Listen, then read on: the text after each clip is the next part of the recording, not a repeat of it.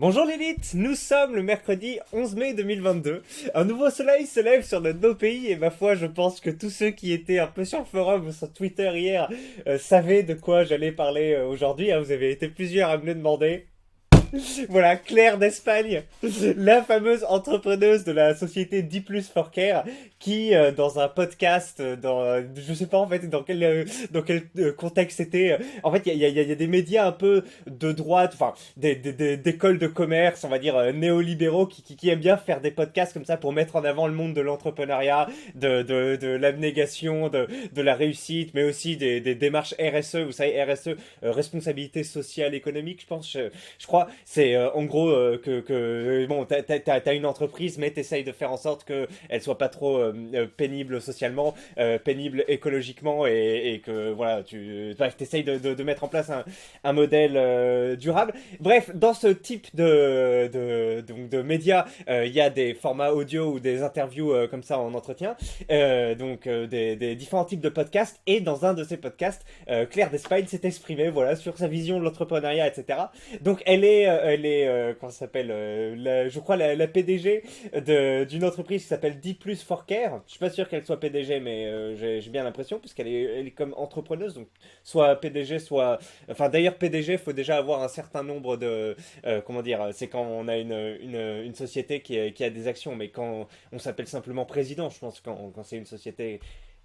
qui est pas... Bref, vous voyez, j'ai pas la notion de la forme juridique spécifique, mais vous voyez ce que je veux dire. Donc, voyons voir ce qu'on en dit de D plus for Care sur Twitter. Ah, mais tiens, effectivement, 1,1 étoile, 5387 avis, dis donc, c'est bizarre. Est-ce que ce podcast n'aurait pas plu? Et oui, vous êtes au courant que ce podcast, bien sûr, a généré des tempêtes. Donc, je vais vous le passer dans quelques minutes. On va juste un peu avant s'attarder sur quelques commentaires. Donc c'est une entreprise qui vend des compléments alimentaires, tout simplement, voilà. C'est comme Thibaut InShape, sauf que on a trouvé quelqu'un d'encore plus aliénant que lui. Alors, le temps s'est arrêté dans cette entreprise pour la patronne d'Espagne. Napoléon vient d'être couronné et est l'empereur du royaume de France. Elle confond stagiaire avec esclave. On va pas se mentir que Claire est bien entourée, de très bonnes familles, et elle s'amuse avec une start-up éclatée au sol pour se sentir utile et vivante, alors qu'elle fait du dropshipping de pilules placebo, faut le faire. Alors bien sûr, les commentaires que je vais lire, etc., ne sont que le fruit comment dire, de commentaires en ligne. Je ne cautionne pas, moi je ne diffame pas, je ne fais que le vecteur d'un événement, d'un fait de société. Voilà. D'ailleurs, il me reste que 16 minutes parce que ce sera une vidéo plus courte, donc on va essayer d'être efficace.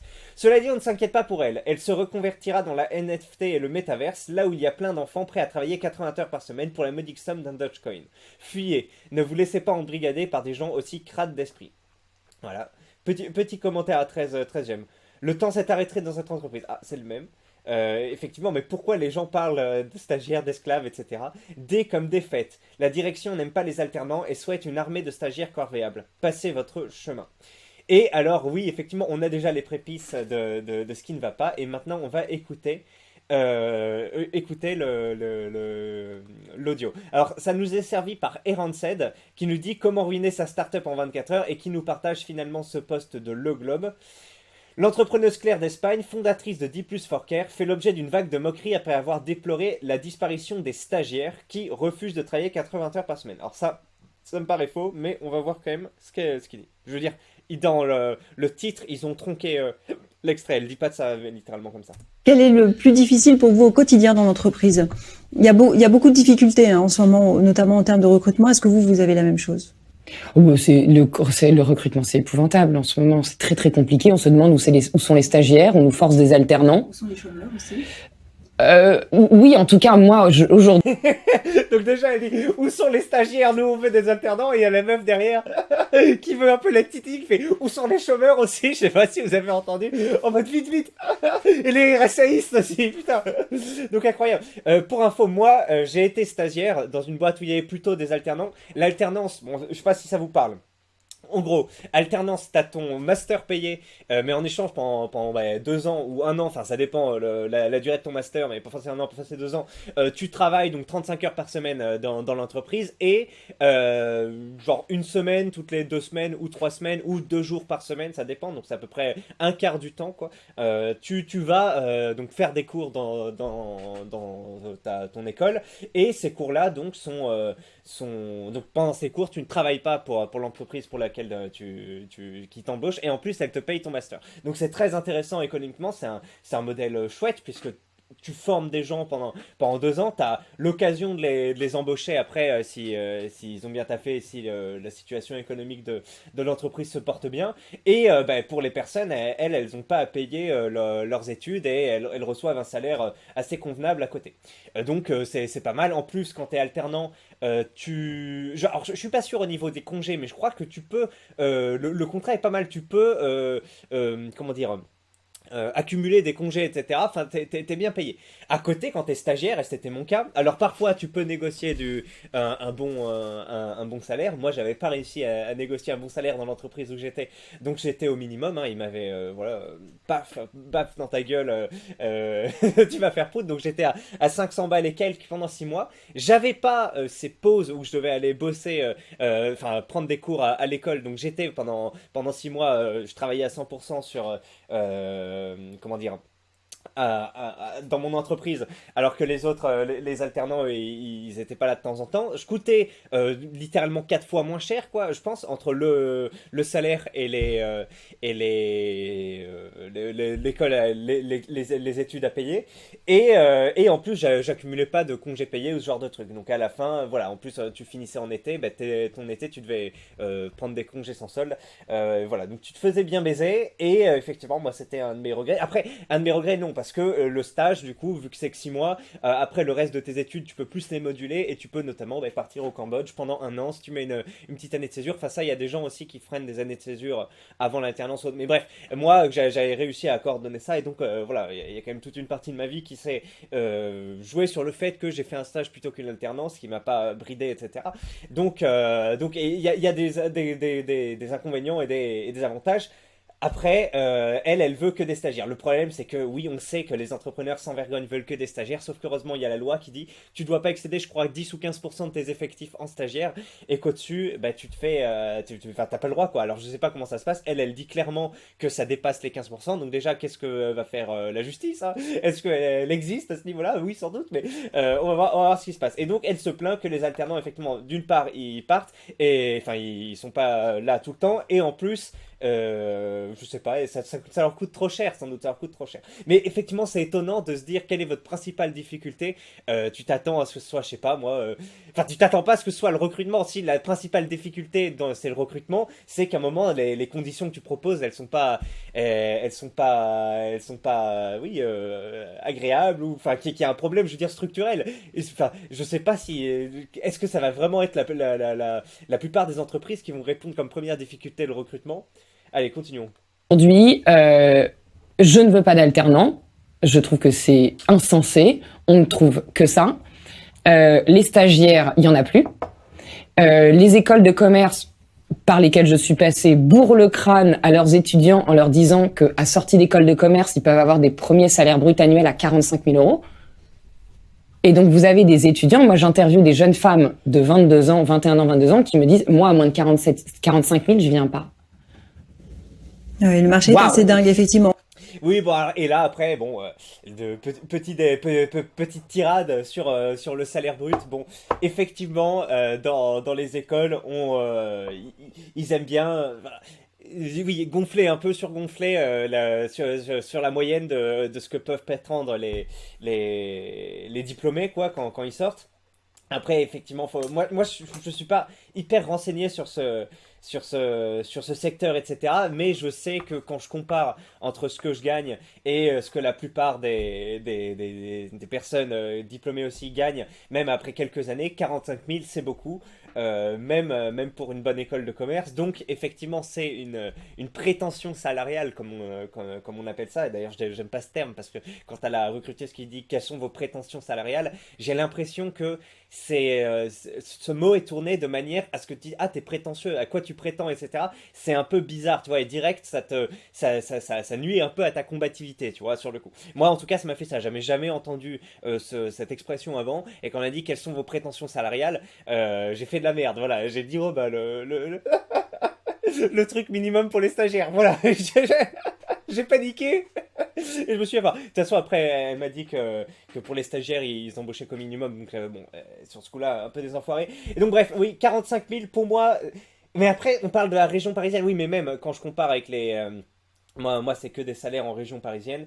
C'est pas. C'est effectivement moins que 45 000. Ce serait plus autour de 40 000 brut annuel.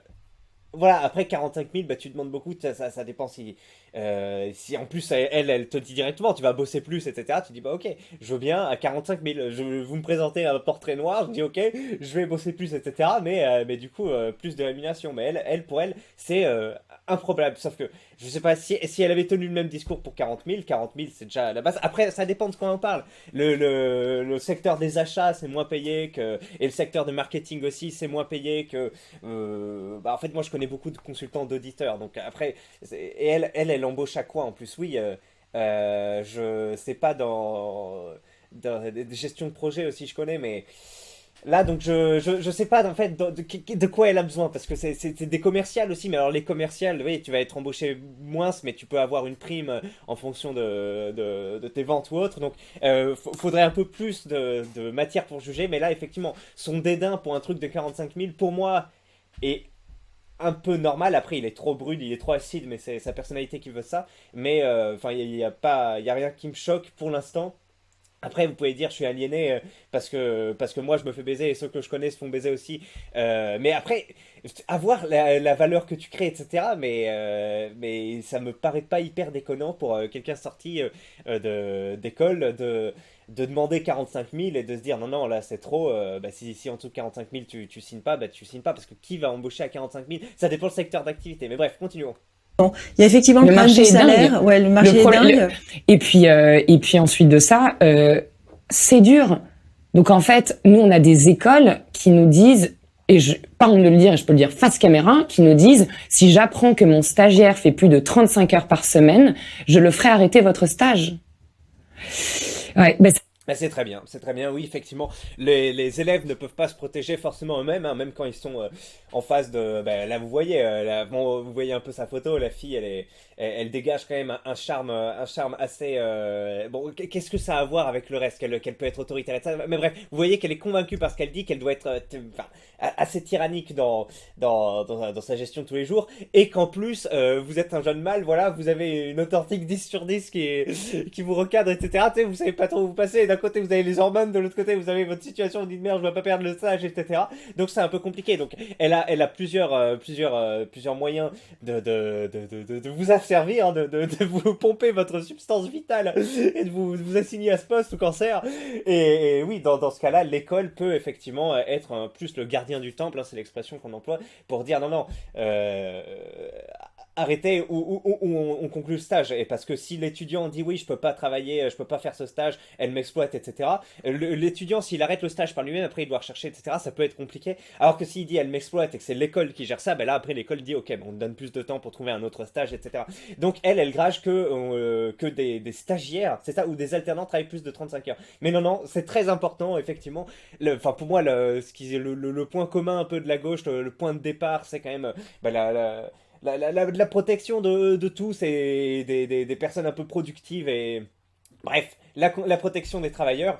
Et oui, on sait que ces travailleurs, bah, dans notre économie, ils perdent petit à petit de plus en plus de place. Hein, quand on voit qu'avant, les 500 personnes les plus riches, les milliardaires, ils possédaient 8% du PIB, maintenant c'est plus de 45%. Bah, tu dis, ok, les travailleurs doivent vraiment être protégés contre cette facilité qu'ont les gens très riches à accumuler toujours plus et du coup à diminuer de plus en plus ce qui reste aux travailleurs. Et puis si les travailleurs n'acceptent pas cette définition, ça va être des personnes qui n'ont aucune vergogne à te remplacer par des immigrés qui travailleront moins cher, te remplacer par des robots ou de l'intelligence artificielle, ce qui est déjà moins critiquable, enfin ça dépend. Mais bref, t'as des gens aussi qui codent les robots, qui les réparent, etc. Mais bref, faut voir comment les personnes arrivent à rebondir ou à délocaliser voilà, en Chine. Et puis s'il y a quelques prisonniers ouïghours qui peuvent bosser, c'est toujours sympa. Donc, effectivement, la pente glissante de ce qu'elle est, enfin, comment dire,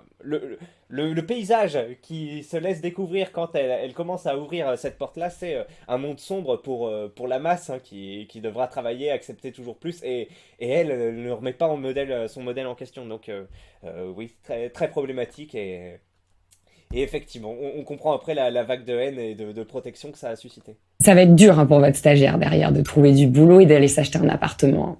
Parce que moi, en tout cas, dans le monde dans lequel je vis, si je travaille pas 80 heures par semaine, il y a très peu de chances que j'ai mon appartement, une résidence secondaire et peut-être une autre après. Bon, elle commence à parler de choux, puis après elle parle de carottes, donc on sait pas, d'accord, oui, ben, pour payer un appartement, si, 35 heures par semaine, oui, heureusement, la plupart des entreprises...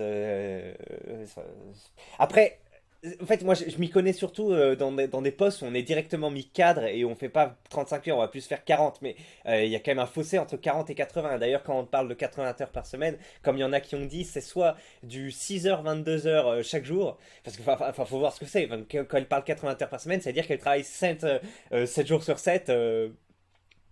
Quoi, ben, 7 jours sur 7, plus que 10 heures de taf par jour. Donc vous imaginez, à peu près 11 heures par jour. Donc enfin, déjà, c'est de la merde. C'est de la merde, à part si elle considère plein de choses, je sais pas, du temps à la machine à café ou autre. Enfin, à voir comment elle articule vraiment ces 80 heures par semaine. Après, bon, on sait que les Coréens récemment deviennent complètement tarés aussi. Ils parlent de 110 heures par semaine. Bref, autre sujet. Et puis de toute façon, je dois terminer la vidéo. Donc on finit le podcast. Est-ce qu'on fera une partie 2 sur les réactions sur le forum et sur le Twitter que ça a engendré? J'espère. Voilà. Donc après, il y a un paradoxe total entre la réalité économique, la violence du marché du travail, la violence du monde dans lequel on vit, ce qu'on raconte à la jeune génération, et qui a aussi le droit d'être en colère parce qu'on passe après, mais ça c'est un autre débat, on passe après les années 80-90 qui étaient royales où à peu près tout le monde devenait propriétaire. Si vous étiez pas trop débile, vous aviez une belle start-up, une belle PME, vous faisiez une école de commerce moyenne, vous vous en sortiez. Donc voilà, il y a une forme de colère dans cette génération dans laquelle je suis juste avant, mais je la comprends et je la ressens. Voilà, moi je pense à la génération de mes parents, mais qu'est-ce que c'était royal! Voilà, donc oui, on en profite pour faire un petit géo-boomer, hein, ce qui est toujours apprécié. Je suis d'accord. Voilà, oui, même combat. Donc on se rejoint finalement sur sa conclusion. En fait, elle tape tellement d'ennemis différents qu'à un moment tu vas être d'accord avec elle. Donc bref, oui, et elle se sert sauf de cette contraction du marché du travail pour taper encore plus. Et là c'est là où tu te dis que c'est étonnant, que t'as envie d'être de gauche. Tu te dis mais merde, comment ça se fait que c'est plus difficile pour nous aujourd'hui alors que la productivité d'un agriculteur est 100 fois plus forte que celle d'un agriculteur il y a 200 ans, qu'on a mis des robots partout, etc. Tu te dis mais normalement devrait avoir un accès de biens et services incroyable et on n'aurait pas besoin de se buter au travail. Et elle est en train de te faire, enfin de prendre la tangente, de dire non, marché du travail, c'est logique, vous devez bosser, vous devez vous sacrifier, etc. Tu te dis mais attends, il n'y a pas un truc qui a raté là dans l'évolution humaine tout simplement. Et bref, donc oui, effectivement, elle gueule pour plus 35 heures. Si, il y a plein de gens qui font 35 heures, qui arrivent à avoir leur alternance, qui arrivent après à travailler avec un rythme normal, et puis un appartement à 200 000, 220 000 euros. Bon, après, c'est vrai que tu n'es pas en train de viser, t'es en train un peu de viser le début, mais oui, tu peux l'avoir avec un salaire à, je sais pas moi, 38 000, 37 000. Tu mets de côté à peu près, je sais pas, enfin, après c'est le calcul, 33% de ta capacité d'endettement sur 25 ans, tac, et oui, tu vois que tu peux arriver rapidement à 180 000, 200 000, donc tu peux avoir rapidement ton premier appartement, tu peux travailler, tac, le rembourser, puis une fois ton salaire augmente peu à peu, ton appartement se rembourse peu à peu, tu peux faire du locatif même, donc ton appartement se rembourse presque totalement par le fait que tu le loues à quelqu'un, et donc après tu peux, au bout de quelques années, relouer un second, etc. Bref. Si en plus t'as de la famille qui t'aide, bah ça faut venir d'un milieu privilégié, mais tu peux avoir les apports rapidement. Donc pas trop de rapport avec son truc quand elle parle de 80 heures par semaine. Mais voilà, désolé, je peux pas vous en faire plus, je dois partir. Ouais, il y avait encore plein de choses à voir hein, sur Twitter, sur les avis Google, sur bien sûr 35 pages du forum. Donc dites-moi si vous voulez une partie 2, j'essaierai de vous la tourner. Mais en tout cas, ben, je vous laisse pour aujourd'hui. À la prochaine l'élite et bonne journée, bon après-midi. Allez, salut.